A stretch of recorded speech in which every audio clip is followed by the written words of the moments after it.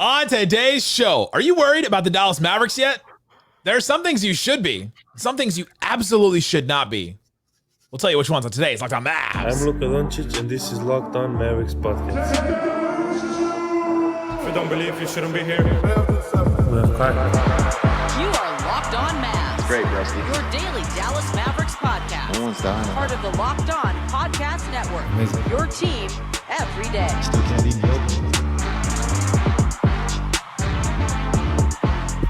And welcome. You're locked on to the Dallas Mavericks. My name is Nick Angstadt, media member and NBA channel manager of the Locked On Podcast Network. Your team every day. Thanks for being part of the show, making Locked On Mavs your first listen today, where the best way you can help us grow the show is to listen every day. Appreciate each and every one of you for checking out the show, and subscribe to our free Locked On Mavs newsletter, your one stop for the best news and analysis on the Dallas Mavericks and the NBA, straight to your inbox every day. If you're watching the show, check the QR code on the bottom. If you're listening, click the link in the description.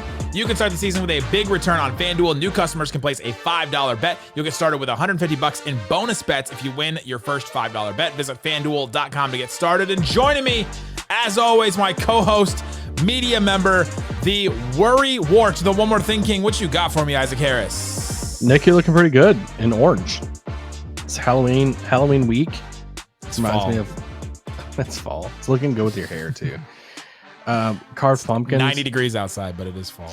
Yeah, that's very true. We carved our family pumpkin today, and I was like, had both my kids. I was like, hey, you got to get the seeds and all the stuff out of the pumpkin. And they're like getting it out of the pumpkin. And they're like, this is gross. Oh, why do I have to do it? And you're just watching. And I pulled like the ultimate dad move. I'm like, done this all my life, son. It's your turn. It's y'all's turn now. LeBron tried to do that with his son, and it's not working well so far at this point. Yeah, I don't think comping me and LeBron are similar. LeBron is better at me and everything. So I don't know if he's better at you than pumpkin carving. We don't know that yet. I haven't He seen LeBron probably do is. do that. Today's episode, we're going to get into, are you worried about blank? We're going to go through a bunch of things. Isaac's going to name some things, and he's going to throw at me and say, are you nervous about Naji Marshall yet? Are you nervous about Quentin Grimes? Are you worried about the offense outside of Luka, Kyrie, and Klay after the Mavs' second game against the Suns, where the offense did not look very good? But start with the first one, Isaac Harris. Give me the first thing. Am I worried about blank yet? yeah, because it's been two games. So, you know, what better time to be worried about something than after two games? Who would come up with this idea for a show? Just some reactionary blokes, you know? Okay, so the first one is, this Dereck Lively role.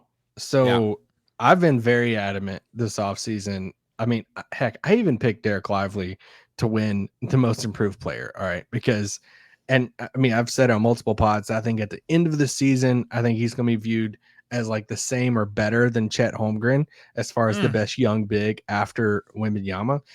And you know, he comes out and I was like very vocal too in the offseason, like, hey, you don't play around with like a star, like a future star like Dereck Lively. You just go ahead and start him. Like he is a starter. Like this isn't, you're not playing around with a Kyrie or a Luka, and I get it, he's not on that level yet. But like you have a young guy like Lively, like you just start him. He starts Daniel Gafford in game one, and then game two, Daniel Gafford starts. And now I get it.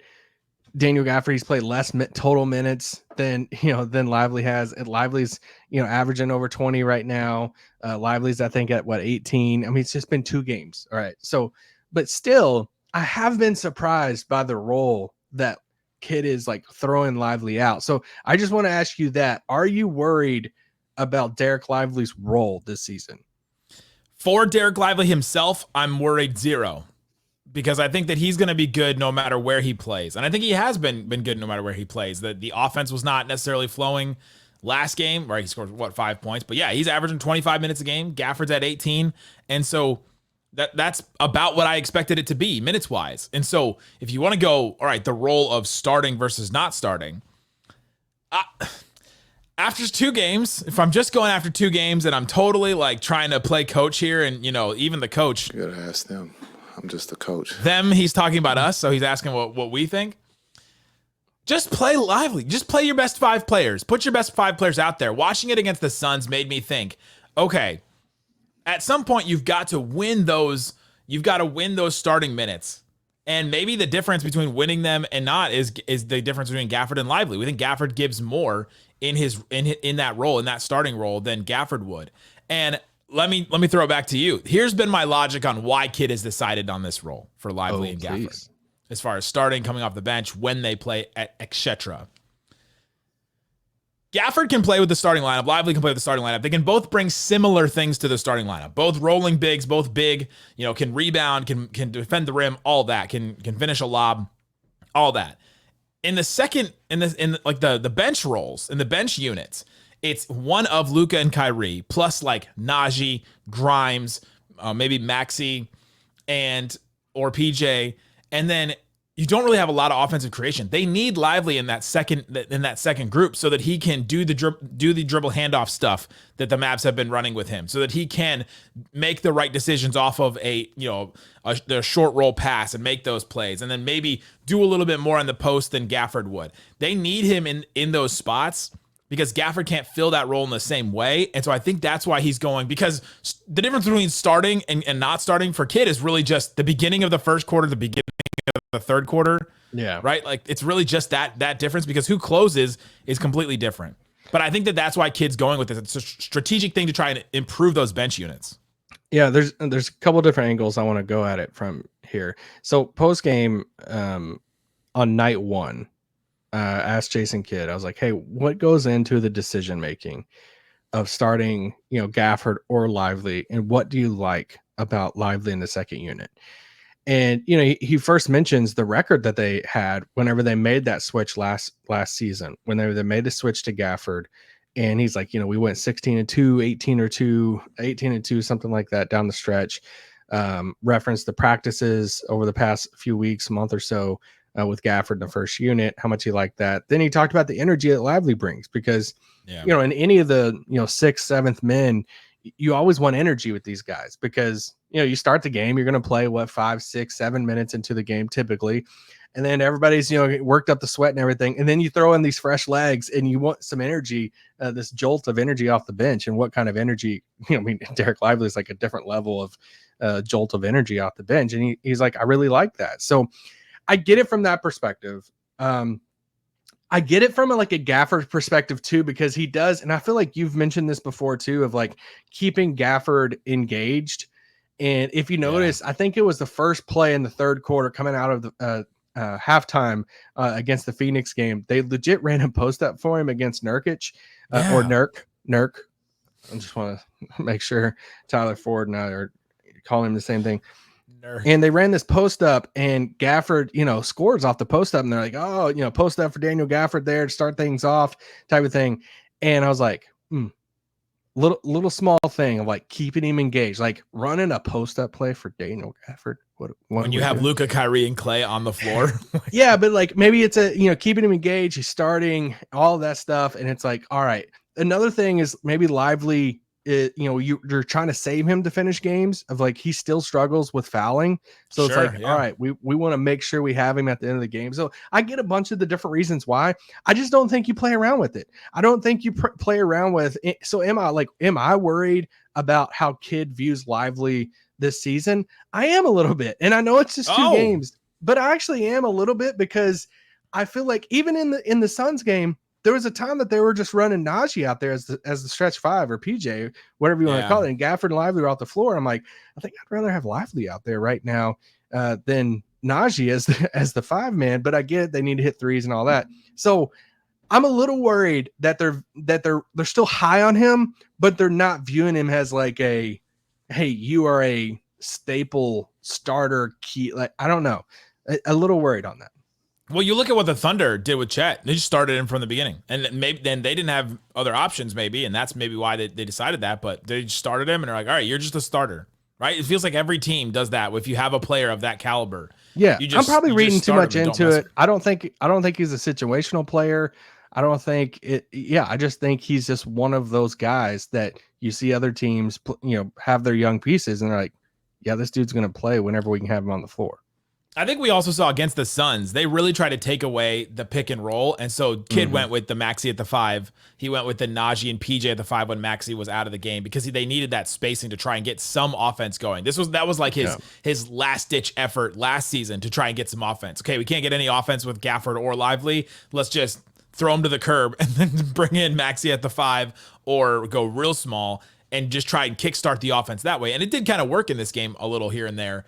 But yeah, I think that it's too early to go through it, but to play Lively as like this center Manu Ginobili does feel a little weird. It's like, all right, just start with your best 5 guys, and then, you know, if you need the kickstart in the second unit, you've got to find that in other ways. And so maybe they find that in other ways that we'll discuss, because one of the things that we may or may not be worried about is the offense outside of Luka, Kyrie, and Klay. They combined for a bunch of points against the Suns, and but the team doesn't score enough points. Can they get more offense outside of those guys? Does it come down to the third guard spot? We'll explain coming up. Today's Locked On Mavs. If you don't believe, you shouldn't be here. Today's episode of Locked On Mavs brought to you by FanDuel. FanDuel Sportsbook has all kinds of props and odds you can use to get in on the action. Isaac, are you ready to tackle the NFL action with FanDuel? It's America's #1 sportsbook. Let's go. Give it to me. Right now, new customers can bet $5 and get $150 in bonus bets if you win. So go find that guaranteed, absolutely gonna hit line, spread, money line, whatever you get. If you get a hunch in the middle of the game, you can check out the latest stats, view live play-by-play, and so much more in the same place that you place your bets. The FanDuel Sportsbook app gives you everything you need to place your bets all in one place. So go check it out at FanDuel.com. See what they have available for you. They have all kinds of stuff. It changes all the time. Stuff gets brought back up, and stuff goes away, and stuff gets locked, and then it comes back, and you just got to keep figuring out and seeing what you got. So go to FanDuel.com. Join today. You'll get started with $150 in bonus bets if you place your first $5 bet and you win. That's FanDuel.com. That's it. It's me versus the machines. The Matrix is taking over. That's it. They want us to be perfect. Basketball isn't perfect. It's beautiful. Thanks, everybody, for hanging out with us on Locked On Mavs, being part of the show, part of the Raccoon Squad. We appreciate each and every one of you for checking out the show. Subscribe to our newsletter. Go to LockedOnDaily.com or take a picture of the QR code in the bottom corner. If you're watching this, click the link in the description if you're listening to this show. All right, Isaac, we're talking about, are we worried about these things yet? We already talked about Lively's role, starting, coming off the bench, all that. What's the next thing that we should or should not be worried about? Are you worried about the offense outside of Luka, Kyrie, and Klay? In the Phoenix game, they scored 102 total points. Those three combined for 81 points. So, are you worried that the supporting cast scored 21 points? It's not a lot. It's not a lot, because you look at a game like that, and PJ has 5 points. You look at a game that you were just referencing before the break about how Phoenix really tried to take away this role, man. And I'm pretty confident, I could be wrong, unless something happened at the end of that game when I was like trying to do some other notes and stuff, that I'm pretty confident they haven't completed a pick and roll lob in the paint yet. And the whole game, in either game? In either game. I'm pretty confident. That sounds right. But so like you look at some of the big man points in this game, it's like Gafford had 7, Lively had 5. So like you look at both those two guys and PJ at 5, and then you look at some of the scoring guys off the bench, like a Jaden Hardy had 0 points. Dinwiddie, he's folding towels. So I don't like, where's the scoring right now? They got to have some scoring, and I'm looking directly at PJ Washington if some of the other teams are taking away the lob. I'm not worried about this. Not worried at all. I'm worried a little about it in like a long-term way. I just think I'm it'll not take worried a little, either, by the way. I think it'll take a little time to figure out. We're going to talk about Naji a little later. It'll take him a minute. I think if Quentin Grimes is going to have a role, it's going to take him a minute. We've seen Klay fit in great on offense and be awesome. Your second star, though, slightly brought this up at the end of our post game, and I thought that it was such a good point. I wish we had said it earlier. Your second star is averaging 18 points on 19 shots a game right now over 2 games. Kyrie. That's just not enough. The way that this team is set up is those two guys, Luka and Kyrie, get it done, get theirs, and then everybody else falls into line. They're not like, Kyrie's not getting his right now. Okay, I get that 18 is low for him, but in a game in which the players outside of those 3 scored 21 points, I'm just not going right at Kyrie. So like that's my whole thing with it. Like if every other player on this roster combined for 21 points, I'm not going straight to Kyrie and it's like, dude, you should have put up 30 in this game. So what we're saying is all three of those players should have combined for 100 points. So can he score more? Yes. Can he play better? Yes. But I think I'm looking more at how can they get the lobs going? That's why I'm not worried, because I think that this isn't going to be a common thing for everybody to take out the lobs. I think PJ is going to shoot better from three. I think, to your point, some of the other guys like a Naji Marshall, a Quentin Grimes, Jaden Hardy, some of these guys are going to, get going some of these games, but I'm not worried about this at all. I'm worried like a little long term. I need to see some more. But I am looking at PJ is 3 of 12 from three so far. That one's concerning. Yeah. Hardy is 3 of 8. Open shots okay too for PJ, which is okay. Yeah, but and PJ's taking the wide open shots that we want him to. Naji is 0 for 4 from 3. I haven't liked any of his 3-point attempts so far. They've all been like rushed. Grimes only taken 1, and like nobody else has taken threes. Like those are the guys. And I think that I am worried long term. Like, all right, if it comes down to somebody else making threes, is it PJ, Naji, Grimes, Hardy? Like, who else is gonna make a 3 in a do or die type situation or game, or when it comes down to it, in a game like the Suns game? Who else can make one? And we didn't see anybody else really step up. So I think it starts with Kyrie, but then long term, is there some concern there? Yeah, but you think that Luka and Kyrie and Klay, if Klay keeps playing the way he is now, like I'm not worried about this that much. No, I mean Klay is playing about as best you can ask of him for the first 2 games. I think for me, it's more about creation. It's, we've talked a lot about these wings and how we need that next evolution of them. And PJ has that in his game. We need a little bit more. Everything can't rely on those, 2 guys to create everything. That's what we thought Dinwiddie was being brought in for, because, then he can create and run some offense and score some and run the pick and roll.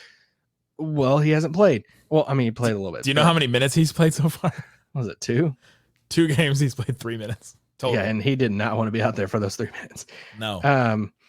You look at like a Jaden Hardy. You want him to create more. Jaden Hardy should never play minutes outside of with Luka. Like, he's got to play with Luka. He plays so good. He plays his best basketball off of Luka. So, but he's got to create some. He's got to create some off the dribble. They got to get another guy going offensively. But I'm not worried about that.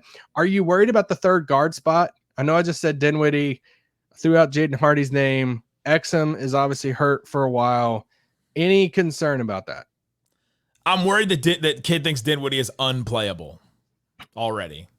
So remember I said that he's not on the roster by the end of the season? Yep. And could I change it to Christmas? No. Well, okay. What if this happens like 3 or 4 more times though in the next couple weeks, where they have a game where you go, oh my God, like when does he turn to Dinwiddie and just like, all right, let's just try. We got to try something here.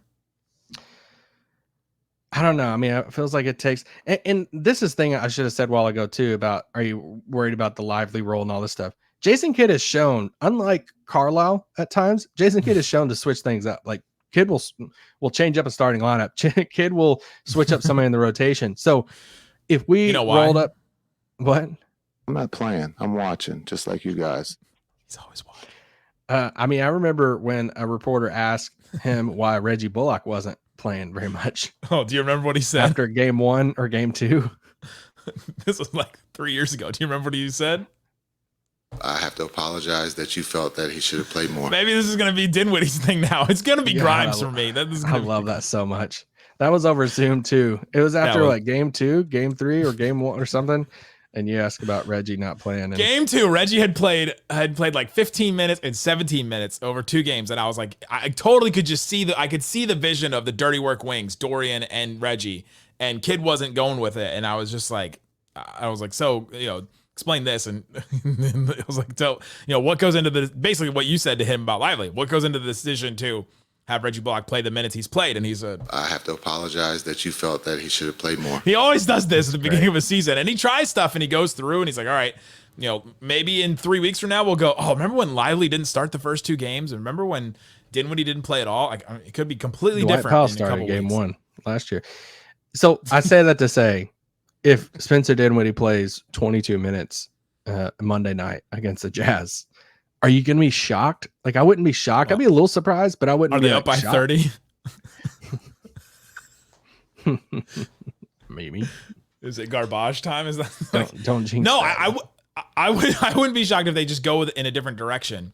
After, but I think that Kid is not going to overreact to one game. Kid, what I learned about Kid last year in the whole debacle in the towards the end of the season when they were losing a bunch of games, I learned that Kid is okay and almost like expects failure from his teams at some point, and then will adjust from there. And so the Mavs lose those games, and he just let them lose. He just let them fail basically. Like, all right, let's prove the point. Go out there and get destroyed. I'm just watching too. I'm not playing. I'm watching. Just he like was you guys. observing, and he saw them get destroyed by the Pacers in a couple games, and he goes, all right. And then the team turns to him and is like, all right, now what do we do, coach? And he's like, this is what we're going to do. We've got to play the defense the way that we're supposed to. Let's, we'll start Gafford. We'll, Derek Jones Jr. and PJ will do this and blah, blah, blah. And Luka and Kyrie, you've got to defend. And all of a sudden they go on this crazy run down to the season. And so this is what Kid does. And he'll, the rotation will be completely different in a couple weeks, I think. Dante Exum's feeling great right now. Yes, he is. It's like, I got my spot. his spot is secure when he comes back at this point. He's maybe not feeling great with the wrist. He just had surgery, so I think he's maybe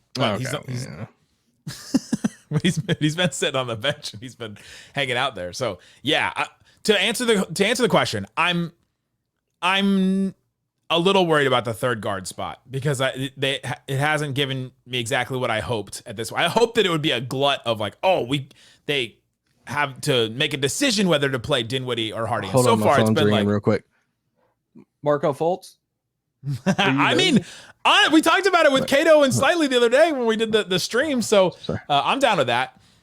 Coming up, let's get into Naji Marshall, Quentin Grimes, some of the new guys. Are we worried about those guys yet in their roles? And Charles Barkley said something that should we be worried about that? We'll talk about that more coming up. If you don't believe, you shouldn't be here.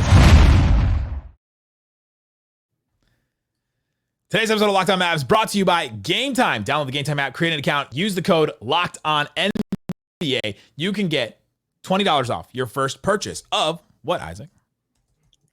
Of money. $20 off your tickets to comedy concerts. I was typing something. We've used this together. We've gone to things.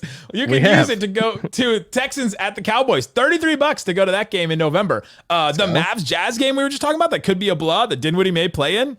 $12. Stop jinxing this game. Buy something on Game Time just to go to this game. Go check it out. TCU at Baylor. Go check out that as well. Boston Bruins at the Stars, and it's not just sports as well. Sabrina Carpenter tickets to that concert.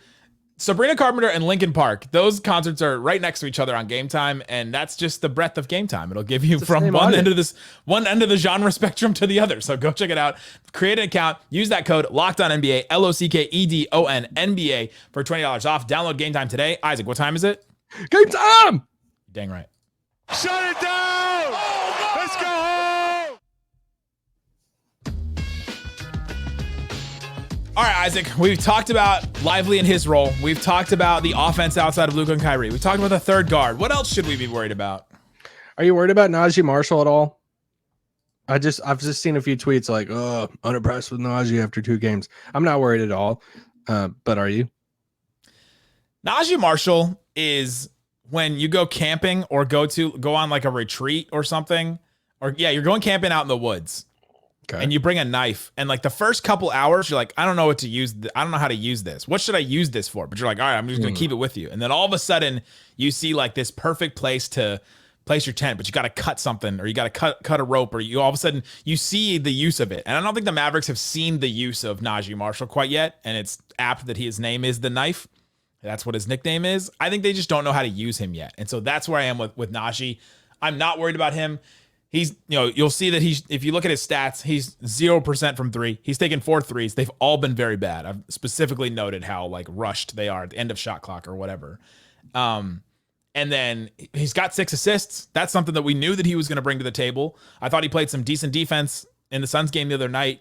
And so I just don't think they know how to use him yet. So I'm 0% worried about this. Do you go camping often?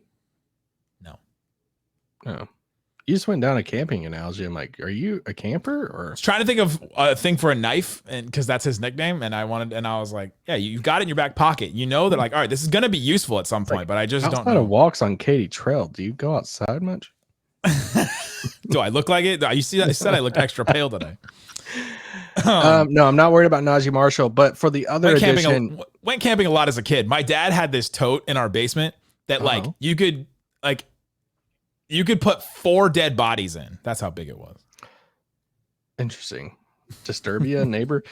Real quick, speaking of our childhood, my dog ate something today, and she ate 2 of my like old starting lineup figurines, like destroyed them. The figures? Glenn Rice and Frank Thomas. Well, rice is a food, so I get that one. Just destroyed them, ate them. Now I'm like, are you gonna poop out Glenn Rice? And I'm like, I don't know. Like, that's for the intern. Am I gonna see? Like, there's gonna be something kind of appealing about seeing a Heat jersey and dog poop. But anyway, speaking of a Heat jersey and dog poop, are you worried that the Dwayne Wade statue is too good? Oh, it is incredible. It's too good. I think it's too good. It should be worse. It kind of looks like Gary Sinise, like screaming. It is just beautiful. I couldn't ask for a better statue of Dwayne Wade. It's awesome. And he's pointing down at the ground where he's like stayed at all times. No, he's pointing down at the free throw line. Yeah. This is where I live. Yes. 97 of these. Oh man. They could and the meme of Wade looking around and being like, who's that guy? Like trying to play coy, like it was a statue of him, but we're all thinking, who is that guy? Yeah. Like who actually is he? That I would love to hear him when he first logged on to the internet after that. Are you worried about? So I'm still on the statue thing. It was the same artist that did the Dirk statue that did Wade's statue. You think Dirk paid him off? Because Dirk's looks awesome. Oh my gosh. It really was? Yeah. I think that's I read that. I don't know about that. That's wild range of your work there. But just, I mean, yeah, I loved every bit of it. As you look up that on with IT, Quentin Grimes, are you worried? I think you dubbed him as the most important newcomer. Are you worried about that statement? I'm definitely worried about that statement being true. So far that has not been true. But it does look like they need another shooter. And if you're looking for somebody, Quentin Grimes is that guy to be one more shooter. I'm surprised by his role. Well, he was the first guard off the bench in game 1 and then played 5 minutes in game 2. So kid is, I mean, he's really trying to figure something out right here. But eventually I think the Mavs will realize that he's a good enough shooter that we've got to play him. And he's a good enough defender that he's good enough to play with Luka, with Kyrie, with both of them. But Klay has been so good that I think that's hurt his minutes here a little bit. We went from 3-year extension talks to playing 5 minutes in game 2. I was like, oof. Yeah, that's a stretch right there. Trying to think. Do I have? Oh yeah, here's another one for you. Are you worried about Tyler Ford as an official? Was that just not? I mean, did you lose your mind at that explanation? I went through. I was doing it for the watch back for the insiders. For the insiders, you can subscribe to the insider program. You can text the number on the screen, or you can click the link in the description to get text straight to your phone. Yes. One of the things that I do is I go and I watch I go and watch a quarter, and you can watch it with me, and I'll go through stuff. And I went back and watched the third quarter, and hearing him say what Daniel Gafford did was an abomination against all humans and humanity. Like he basically went in, he was like, it was a careless act, and like it was just with the intent of injury and the wind up. I'm like, part of it, he was like, there was a wind up, and the whole time they're showing the replay, Devin and Mark Follow, who are as objective as they can be as broadcasters. It makes Mavs fans upset sometimes that they're so objective and like looking at replays. They go the whole time, well, there's no wind up. There's no wind up in it. They kept saying there's no wind up. And then Tyler Ford comes up because of the wind up. You're like, what the? The first thing Follow says, well, that's a little bit of an exaggeration there to me. And I was like, dude, if Mark's saying something, he's really got some thoughts about it behind that mic. If he thought there was a wind up on the Gafford smacking Nurkic in the face. I didn't have a problem with him giving a flagrant one. The NBA just gives you a flagrant one for hitting somebody in the face. They do it now though. I've seen it over and over again. That there was wind up on Nurkic's hit in Gafford's face. Then if that's a wind up, then it was a wind up the other way, like by your definition. So that was just Nurk is also the fakest, like tough guy. Like, he was annoying me in that game. He flopped so much. Even on that play where he got hit in the face. I mean, he like you shot can see back him, like a you can RPG just hit him from the rafters. The replay was like a 1 second reaction time. All right, last one. No. The intern has come up with the info. Oh, IT. Yeah. Omri Amrani has been commissioned to create the Wade statue. His works of retired NBA stars include, are you ready? Dirk Nowitzki. So he did the Dirk statue. Kareem Abdul-Jabbar. He did that one. That one looks great. I just saw that one when I went to the playoff games. Shaquille O'Neal, which is an excellent statue. That's the one where he's dunking and he's hanging over. Like that one's a great one. I saw that one too. And Michael Jordan's spirit in Chicago. Dude, Pat Riley has him on a hit list now. This dude, somewhere they're calling a meeting. Statue. They're calling a meeting saying, "Where does this one? How does this one?" This is the equivalent of that dragon meme, to where there's like too serious and the one that's like crazy. My last one for you. Are you worried about Charles Barkley and his like sanity? Charles Barkley had this take the other day on Inside where he said the Mavs got lucky with their matchups.